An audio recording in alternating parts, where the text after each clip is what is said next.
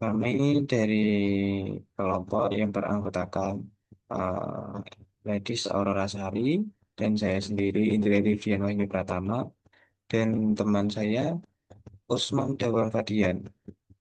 Pada kesempatan kali ini kami akan mempresentasikan proyek perpindahan panas mengenai analisis dan optimasi sistem insulasi serta pelapis reflektif pada tangki penyimpanan air menggunakan metode thermal resistant network.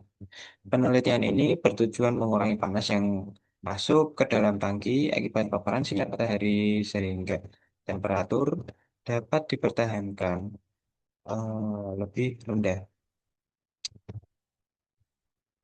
Selanjutnya, latar belakang dan permasalahan.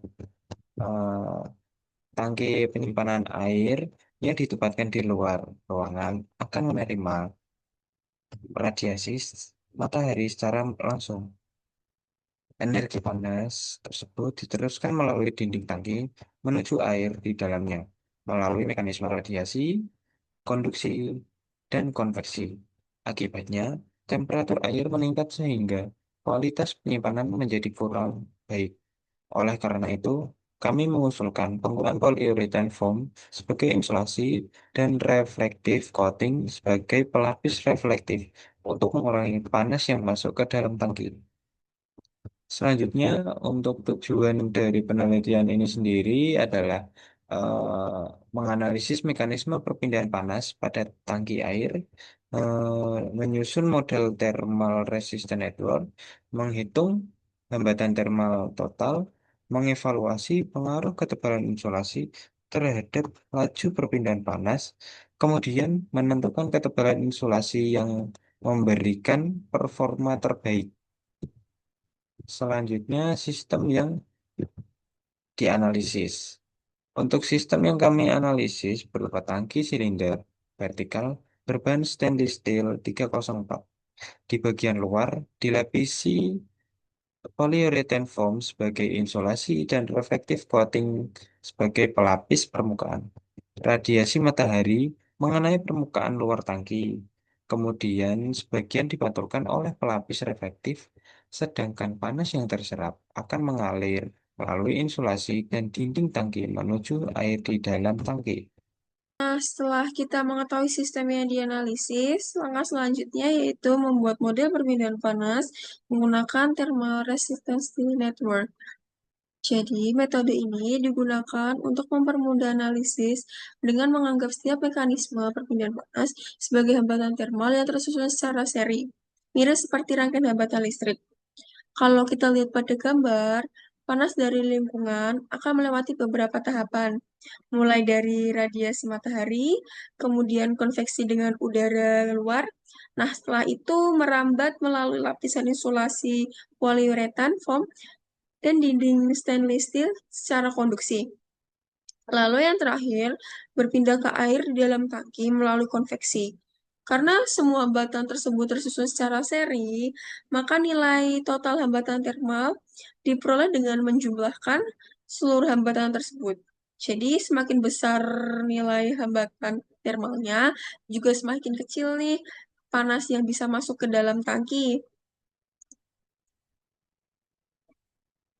Nah, setelah setelah model perpindahan panasnya dibuat, selanjutnya kita bisa menghitung setiap hambatan tersebut menggunakan persamaan dasar perpindahan panas.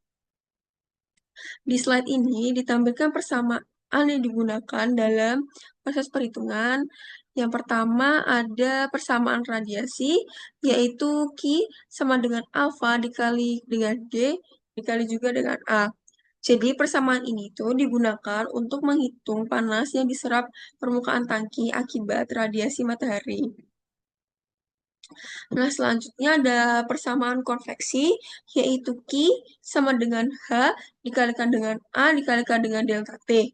Persamaan ini digunakan untuk menghitung perpindahan panas antara udara dengan permukaan tangki, maupun antara dinding tangki dengan air. Karena tangki yang digunakan itu berbentuk silinder, maka perpindahan panas pada lapisan insulasi dan dinding tangkinya dihitung menggunakan persamaan kondisi silinder berdasarkan hukum Fourier. Setelah semua hambatan termal yang diperoleh, seluruhnya dijumlahkan menjadi hambatan termal total. Kemudian laju panas dihitung menggunakan persamaan Q sama dengan T tak hingga dikurangi dengan TW dibagi dengan R total.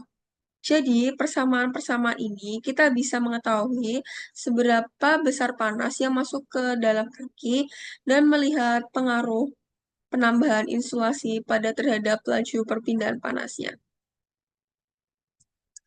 Nah, setelah semua perhitungannya selesai, berikut kita bisa lihat hasil yang diperoleh dari variasi ketebalan insulasi. Nah, di slide ini ditampilkan hasil perhitungan untuk beberapa variasi ketebalan insulasi, mulai dari 0 sampai 50 mm. Dari tabel ini, kita bisa lihat bahwa semakin besar tabel lapisan insulasi, nilai hambatan thermal total juga meningkat. Sebaliknya, nilai heat loss atau laju perpindahan panasnya justru akan semakin menurun. Misal pada kondisi tanpa insulasi, heat loss masih sekitar 12,29 watt. Kemudian setelah ditambahkan dengan insulasi setebal 50 mm, nilainya turun menjadi 5,16 watt. Nah, dari hasil ini bisa disimpulkan bahwa polyurethane foam cukup efektif dalam menghambat perpindahan panas. Jadi, semakin besar, semakin tebal insulasi yang digunakan itu, semakin sedikit panas yang masuk ke dalam tangki sehingga temperatur air bisa lebih terjaga. Nah, di sini pada grafik optimasi itu pada ketebalan insulasi dan hambatan thermal total. Grafiknya itu semakin tebal insulasi, hambatan thermalnya semakin meningkat.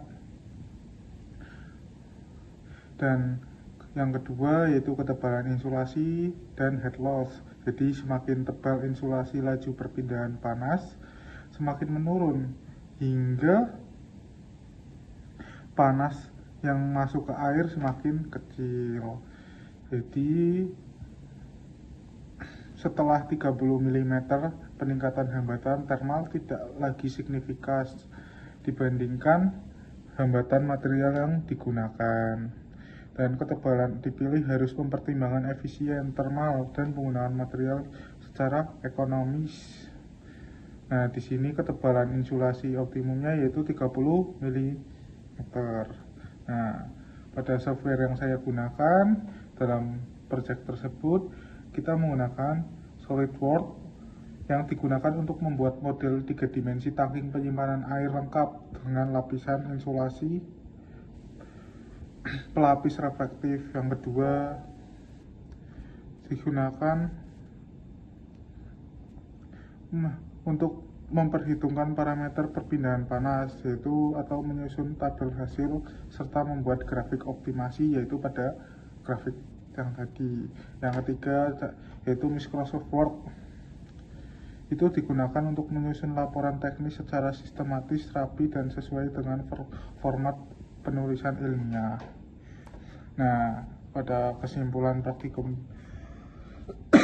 tersebut, yang pertama yaitu dominasi hambatan radiasi dan konveksi dalam.